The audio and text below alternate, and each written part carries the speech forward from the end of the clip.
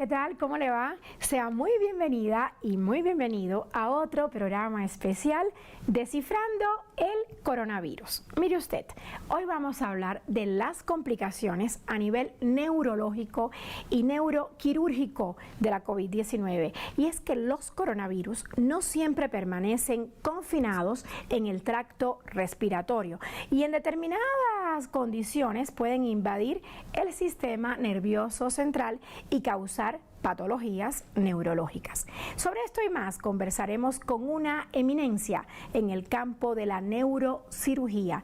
Es el doctor Arturo Ayala Arcipreste, quien es miembro de la Federación Mundial de las Sociedades Neuroquirúrgicas. Bienvenido, doctor Ayala. Muchísimas gracias, es un gusto estar aquí. Doctor, vamos a empezar directo al grano, como se dice en buen mexicano. ¿Qué afectaciones o complicaciones neurológicas nos deja la COVID-19? Mira, la infección por SARS-CoV-2, que es pues prácticamente una infección multisistémica, o sea, a todo nivel. Pero ¿qué pasa en el sistema nervioso? Uno de los datos primeros fue la ausencia de olfato. ¿Sí? Ya no hay percepción del olfato y a su vez entonces del gusto. Hay un trastorno inicial como eso. Dolores de cabeza que no son iguales, la gente los menciona como más intensos, más difíciles de quitar y muy continuos. Puede haber también trastornos de la sensibilidad, eso se llama neuropatía. Sí, que son pocos los casos, sin embargo la gente puede decir, ¿sabe qué? Sí, siento dormido las extremidades, las puntas de los dedos, ¿sí? Hasta llegar a un punto muy crítico, que es una complicación muy seria, que es el evento vascular cerebral.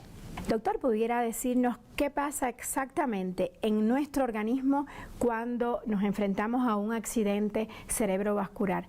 Claro, a raíz de la COVID-19.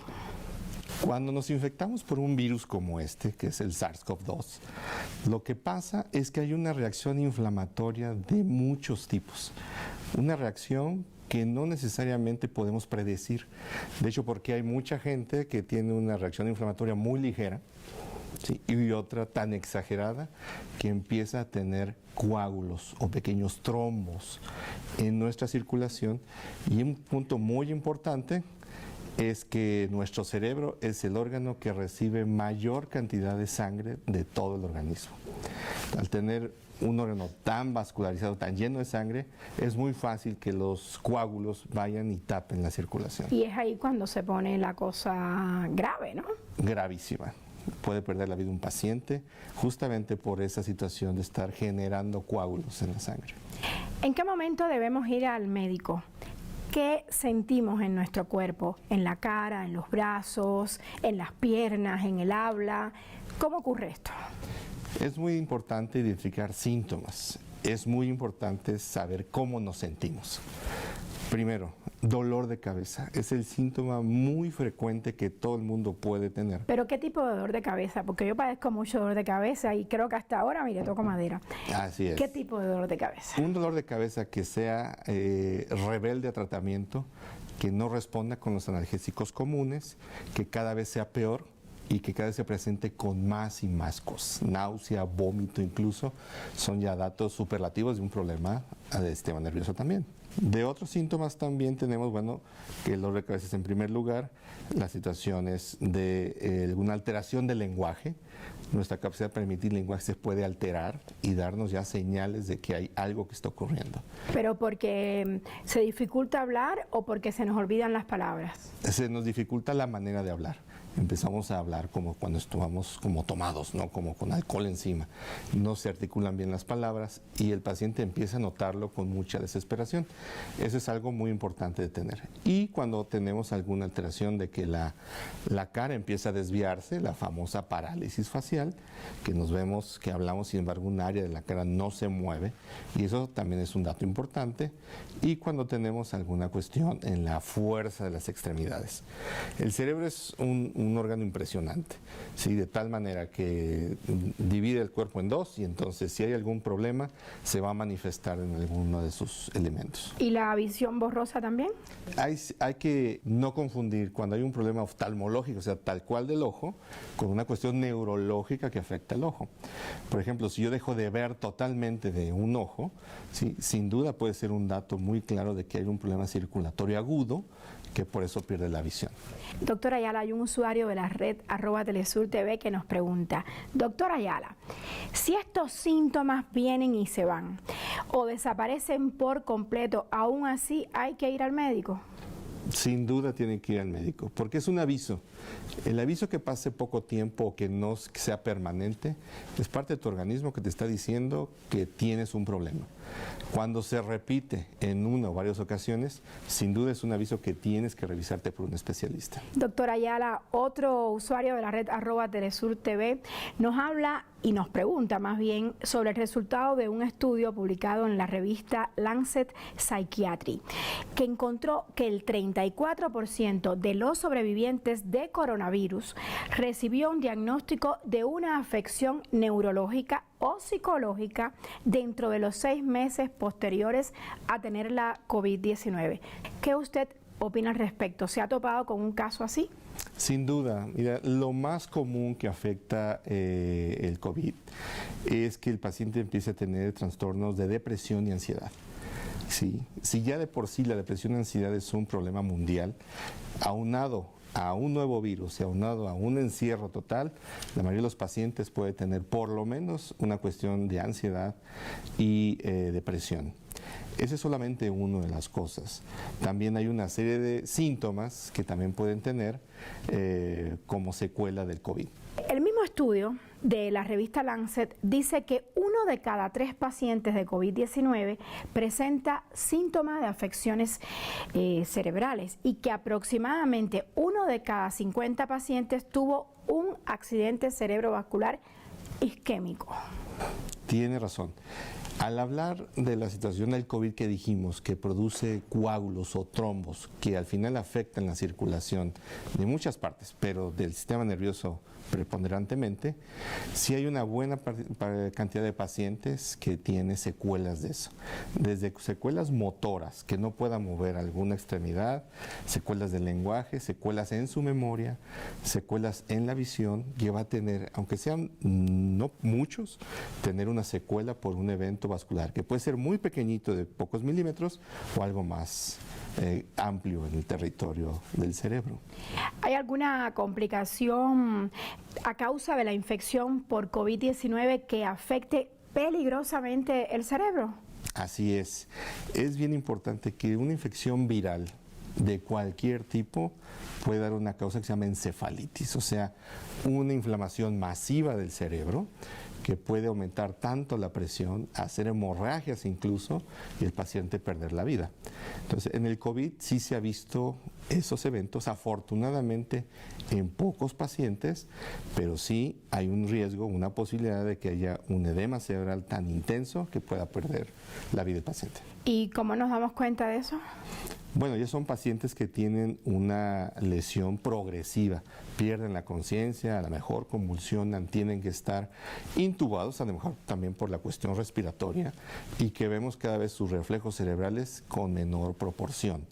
Y nos está diciendo que hay un aumento intenso de la presión dentro de la cabeza, y obviamente con estudios como tomografía o resonancia magnética nos damos cuenta de mayor estudio. Doctor, la COVID-19 provoca trastornos circulatorios. ¿Estos trastornos circulatorios pueden llegar a provocar infartos agudos? Definitivamente sí causan infartos agudos, que es esto que se tapa una arteria en el cerebro. Al taparse una arteria en el cerebro, toda la función de esa área cerebral va a empezar a sufrir. Si no se destapa rápidamente, si no se hacen maniobras médicas para hacerlo, esa área del cerebro se va a infartar. ¿Y eso qué quiere decir? Que muere esa parte del cerebro, con todas sus funciones y con todas sus secuelas. Se habla mucho de los trombos que causan las vacunas contra la COVID-19, pero son peores, según tengo entendido, los trombos que causa la propia COVID-19. ¿Pueden provocar la muerte? Usted decía al inicio. Así es. Al formarse un trombo, por la cuestión que sea, ya sea el virus o la cuestión inflamatoria intensa que tiene el cuerpo humano ante una invasión como un virus, lo que pasa es que se aloja en una estructura como un tubo, que es una arteria. Al hacer eso, ¿qué es lo que nosotros podemos ver? Bueno, pues que requiere un corto tiempo en dar un problema. Hay muchas opciones para poderlo quitar, ¿sí? A veces se ponen medicamentos que deshacen el coágulo o el trombo, o a veces cuando no es posible, a veces hay situaciones de meter un catéter para poder extraerlo y que esa arteria se libere de ese trombo y la circulación siga. Entonces sí hay opciones para poder manejarlo. A veces es fácil, a veces no es tan fácil. Doctor, hemos hablado en este programa de enfermedad o accidente cerebrovascular. ¿Es lo mismo? Esto es tan importante que es la segunda causa de muerte en el mundo. La primera causa de muerte en el mundo es un problema cardíaco.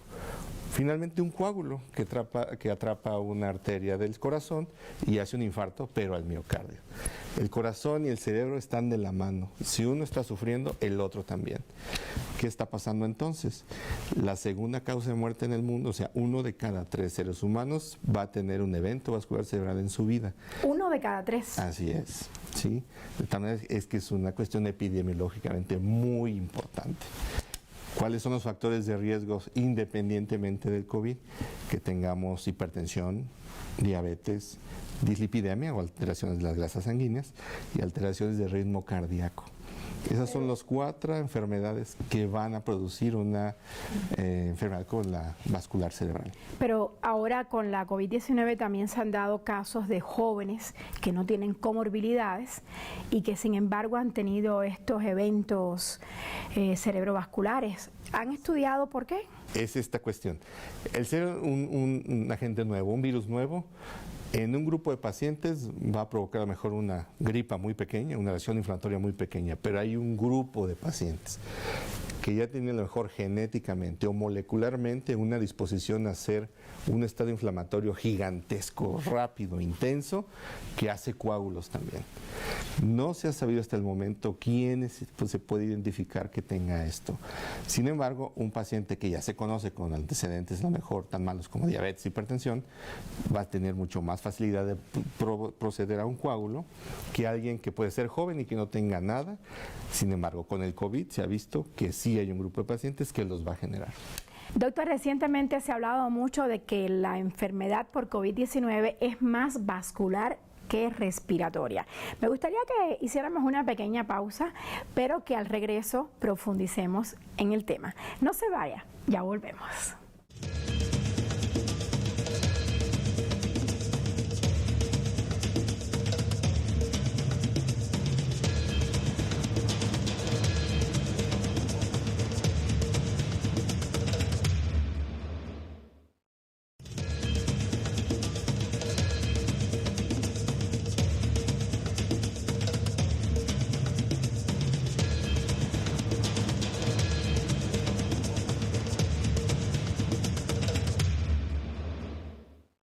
Estamos de vuelta. Conversamos con el doctor Arturo Ayala Arcipreste, quien es neurocirujano y miembro de la Federación Mundial de Sociedades Neuroquirúrgicas. Son 2 médicos mexicanos los que están en esa sociedad y usted es uno de ellos, doctor. Felicidades. Antes de irnos a la pausa, hablábamos justamente que se empezó a decir que la COVID-19 no es una enfermedad respiratoria, sino es una enfermedad sobre todo vascular. ¿Es esto cierto? Es una amplia gama de mecanismos. La sangre sirve para transportar oxígeno y quien otorga ese oxígeno es nuestro pulmón, nuestro sistema respiratorio. Al tener ambas situaciones combinadas por un virus que está afectando, empieza a fallar el pulmón y empieza a fallar la circulación. Digamos que no podemos separarlo, es difícil de separar esa importancia de la fisiología de nuestro cuerpo. Una vez que el pulmón está fallando porque eso causa el COVID, una insuficiencia respiratoria, la sangre ya no es capaz de llevar oxígeno adecuadamente. Y entonces, ¿qué pasa? Entonces el cerebro empieza a sufrir también. No solamente el cerebro, el corazón, el riñón, la retina, todos los sitios donde te necesita urgentemente una cantidad mínima de oxígeno y está fallando por ambas. Entonces, ¿cómo la definimos? ¿Es la COVID una enfermedad primero que todo vascular o es primero que todo una enfermedad respiratoria? El término que nosotros usamos es una enfermedad multisistémica. Es una enfermedad de muchos sistemas de nuestro organismo que no podemos separarlos porque esta es una gran maquinaria con engranajes y todos van uno con otro. De tal manera que si uno falla, el resto empieza a fallar. ¿Hay alguna forma de evitar tener un accidente cerebrovascular teniendo la COVID-19? Es muy importante esa pregunta, en el sentido de que el tratamiento está encaminado a limitar el daño que está haciendo el COVID, pero también hay que tener medicaciones y costumbres para mejorar nuestra circulación. Una adecuada ingesta de líquidos, una baja ingesta de grasas o alimentos muy procesados. Esas son las costumbres que deben prevalecer. Son las costumbres y que debemos fomentar. En cuestión de los tratamientos, pues obviamente sí se ha recomendado el uso de algunos medicamentos antiagregantes como la aspirina o el ácido acetilsalicílico Durante la el enfermedad, tratamiento de la enfermedad. Así es. además de las anticoagulantes. Los anticoagulantes es específicamente cuando tenemos ya un factor bien definido, por ejemplo, una arritmia cardíaca, que junto con el COVID el riesgo es demasiado. El antiagregante es, digamos, que el nivel menor de un medicamento que evita que se hagan coágulos en la sangre sin llegar a ser algo tan elevado como un anticoagulante. Los anticoagulantes sí se usan, la mayor parte de ellos cuando están hospitalizados, como la heparina o la enoxaparina, y otro tipo de anticoagulantes que son de uso más actual, que son tabletas, también se pueden usar, pero en general se usan cuando se está hospitalizado. ¿Y la aspirina, doctora Ayala, es bueno usarla como preventivo? En el caso de que se tenga COVID y se esté bien estudiado y tenga otras comorbilidades, sí puede ser en ayuda para los pacientes y evitar trombos. Pero como preventivo en general, en el día a día, estando en pandemia, ¿es bueno tomar aspirina? Los estudios nos dicen esto. Si usted es un paciente totalmente sano, o sea, joven en general, si usted toma aspirina, a lo mejor no le va a dar ningún beneficio. Pero si somos mayores de 50 años, hipertensos o diabéticos, o tenemos ya algún problema identificado en nuestra sangre como elevación de colesterol, la aspirina sí puede ser benéfica. Si uno tiene la COVID-19, ¿qué reglas debe tener en el día a día? Usted mencionó dormir bien. ¿Qué es lo que no debe hacer? Bueno, pues no hay que tomar bebidas alcohólicas o bebidas muy azucaradas o alimentos con mucho proceso químico. De tal manera que la mejor recomendación es tener esos eventos y un buen descanso. Sin duda un buen descanso, dormir por lo menos 7, 8 horas al día es algo benéfico para el sistema nervioso. Doctor, ¿y qué tan importante es el tiempo con que reaccionamos cuando sospechamos que hay un evento cerebrovascular? Esa pregunta es muy importante porque el tiempo lo dice casi todo de cómo le va a ir a un paciente. Mientras más rápido lo identifiquemos, mejor será su pronóstico. Si el paciente lo dejamos pasar con sus síntomas más y más horas, el paciente pronósticamente va a tener una lesión. Los primeros 4 horas de que empiezan los síntomas son el asunto más importante. Ese es donde se puede hacer todo. Nosotros le llamamos son las horas doradas. ¿Sí? Después de ese evento de 4 horas es difícil que podamos mejorar las condiciones. Cuando nosotros identificamos a alguien con los que dijimos no está hablando bien, tiene alteraciones de la simetría de la cara, ya identifico que su brazo no se mueve, además ya no ve de un ojo, inmediatamente hay que ir al hospital. Hay que correr al hospital. Así es mejor que se revise en ese momento y darle el medicamento adecuado en ese momento que esperar a ver si mejora por sí solo. Esa es la historia de todos los días en los servicios de urgencias. Es que empezó ayer mi papá, sí, pero pensé que se iba a recuperar. Ese es el mayor error. Se tiene que identificar y llevar al hospital. Además, usted nos ha dicho un dato muy importante y es que virus tan comunes como los herpes también puede desencadenar un accidente cerebrovascular, o sea que hay que estar muy atento a todas estas cosas, ¿cierto? Cualquier virus que puede afectar a nuestro organismo en general tiene esa capacidad. El herpes virus es muy común, uno de los más comunes, y a veces lo tenemos pues con los famosos fogazos que tenemos o en algunos otros síntomas. ¿Y un fuego en el labio eso puede afectar? Así es, en un paciente complicado o con defensas muy bajas o con una inmunosupresión de algún tipo, un paciente con un herpes virus se puede convertir en una encefalitis posherpética. Es importante que cualquier situación que nosotros veamos que ya no evoluciona normalmente, tenemos una asesoría médica. Hay un usuario de la red @telesurenglish que nos pregunta, si viajo muy seguido en avión, ¿tengo un mayor riesgo de tener un accidente cerebrovascular? En general no. Si es un paciente que tiene alguna enfermedad y que continuamente sube y baja en el avión, es muy probable que pueda tener algunos malestares, pero no llegar a una cuestión como un evento vascular. Lo más común es que se le pida al pasajero que lleve sus medicamentos, que los tome a la hora que le corresponden y con eso en general es suficiente. Doctor, ¿le ha ocurrido ahora durante la pandemia que ha tenido usted que operar a algún paciente con COVID-19 porque tenga algún accidente cerebrovascular? Desgraciadamente sí. Cuando tenemos una complicación del sistema nervioso por COVID, llámese un infarto o una hemorragia, pues es una cuestión que pone en peligro la vida del paciente y obviamente también corre el peligro del equipo médico que estamos alrededor porque hay que protegerse y hacer una serie de maniobras con mucha delicadeza y sincronización con el resto del equipo para que se pueda hacer algo por el paciente. Doctor, ¿cuál ha sido su peor experiencia desde que empezó la pandemia hasta el momento en un salón de operaciones con un paciente con COVID? En nuestra experiencia, desgraciadamente, hemos tenido pues, pacientes que tienen, por ejemplo, un tumor cerebral que ya está causando mucho problema y que se tiene que operar de urgencia y que ya viene con COVID. ¿Qué hacen en esos casos? Pues primero le rezamos a Dios.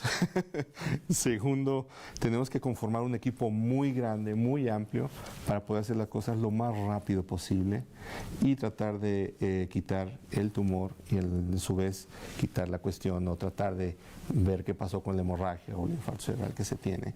Son desgraciadamente pacientes que tienen un pronóstico muy malo. La cuestión está así, un paciente que se opera y que tiene una complicación con COVID, tiene más del 90% de mortalidad. O sea, por eso estamos hablando que son ya escenarios muy malos. Usted está hablando precisamente del tema de las personas que tienen cáncer, que tienen tumor y que padecen la COVID-19. Pero los científicos dicen que uno de los daños colaterales que va a dejar esta pandemia es justamente la cantidad de personas que tenían tumores, que tenían cáncer, que tenían enfermedades serias, autoinmunes, cuando empezó la pandemia y que han quedado prácticamente un poquito de lado porque no ha habido quirófanos, porque no ha habido posibilidades de atenderlo como se merece. ¿Usted qué opina? Sin duda es un daño colateral que todo el mundo sufrió. Sí, la Federación Mundial de Neurocirugía lo vio. Los pacientes que ya tenían diagnósticos de problemas tumorales cerebrales, de columna, de cirugías que se requerían, se retardó. Se retardó por lo menos un año. En Europa, en Asia. ¿Y los trasplantes? Los trasplantes, las enfermedades que tenían que atenderse, se quedaron en stand-by. Se quedaron en el aire. Muchos evolucionaron por lo que nosotros llamamos la evolución, la historia natural de la enfermedad. Muchos fallecieron también, muchos se agravaron, ¿sí? Muchos buscaron otros sitios donde atenderse, porque la pandemia vino a alterar todo el ritmo de trabajo en los hospitales, públicos y privados. Inevitable, además. Así es. Entonces, sí es un daño colateral que hasta ahorita no se ha palpado en cantidad. Sin embargo, todos los médicos sabemos que existe. Doctor, y en general los eventos cerebrovasculares, ¿qué lugar ocupan en el mundo? Digamos, usted nos decía al inicio que eran una de las principales causas de muerte. ¿Hay formas, hay herramientas que estén en nuestras manos, en manos de los humanos, para evitar que esto ocurra? La enfermedad cerebrovascular, desgraciadamente, es la segunda causa de muerte en todo el mundo. Normalmente en pacientes mayores de 60 años. Pero sin embargo también se puede ocurrir en gente pequeña, en niños, ¿sí? ¿Cuándo ocurre esto en niños? Cuando tienen un problema congénito del corazón, eso es lo más frecuente. O trastornos metabólicos que tienen que ver con la generación de coágulos en la sangre también. O los niños con leucemia, que es la primera causa de cáncer en el niño. La leucemia causa abundantes hemorragias cerebrales. Usted es una de las eminencias de México en la neurocirugía. ¿Cómo se ha sentido a lo largo de la pandemia? Porque esto es algo nuevo, es una enfermedad que se vive en tiempo real. Yo creo que pasó como todo ser humano. Primero nos dio miedo, incertidumbre, y después pues tuvimos que seguir en nuestra labor buscando el mejor beneficio para estos pacientes y no olvidar que también tratar de protegernos y proteger a nuestro equipo quirúrgico, nuestro equipo de salud, que es sumamente importante. Creo que conjuntar esos esfuerzos con estrategias adecuadas nos dio la capacidad de poder atender esta pandemia. ¿Qué otras condiciones de salud pueden causar estas enfermedades cerebrovasculares? Las enfermedades cerebrovasculares tienen una buena cantidad de causas, traumáticas incluso, gente que se ha golpeado la cabeza y que tiene lesiones en el cuello, pueden hacer que haya lesiones en las arterias. Infecciones, enfermedades autoinmunes también pueden dar esto, infecciones como en nuestro medio cisticercosis también es muy común, y sobre todo las cuestiones metabólicas y de ritmo cardíaco son las más frecuentes que tenemos como causa de estos eventos vasculares. Usted hablaba de los trombos y ciertamente hay mucha preocupación por los trombos que provocan algunas vacunas. La más famosa o la que ha tenido más mala prensa ha sido la de AstraZeneca. Pero a su juicio, ¿qué es preferible? ¿Vacunarse o si le da la COVID, pues que ocurran estos trombos? Nos llamó mucho la atención de esos reportes. De inicio no se sabía si realmente la vacuna era la causante de esto o que los pacientes ya tenían condiciones predisponentes. De cada 100,000 vacunados, una vacuna va a tener una complicación. De tal manera que si lo vemos así, cuando se vacunan grandes cantidades, que salgan 5, 6 o 10 pacientes con una complicación y 5 millones beneficiados, vemos que la balanza pues arroja que es mejor tener el riesgo de eso porque es muy poco. El beneficio es mayor al riesgo. El beneficio es mayor que el riesgo. Me gustaría saber qué aprendió durante este año, casi año y medio de pandemia, usted como neurocirujano, al tratar los casos de COVID-19, ¿hay algo nuevo que le haya aportado desde el punto de vista científico y médico esta pandemia? Sin duda, la fragilidad del ser humano. Cuando pensamos que dominábamos todo, vemos que efectivamente siempre hay algo que nos demuestra que somos frágiles. Y yo creo que en eso hay que enfocarnos a tener las medidas de prevención, que pueden ser muy fáciles, pero a veces tan difíciles de llevar a cabo, que esa es una gran diferencia. Eso me recuerda a Cuba, donde la prevención es la ley, es la regla número 1 en el sistema de salud de ese país. Importantísimo lo que nos acaba de decir doctora Ayala. Con esto lo despido. Y también a usted, amable televidente, y les digo que nos vemos de hoy en 8 días para seguir descifrando el coronavirus.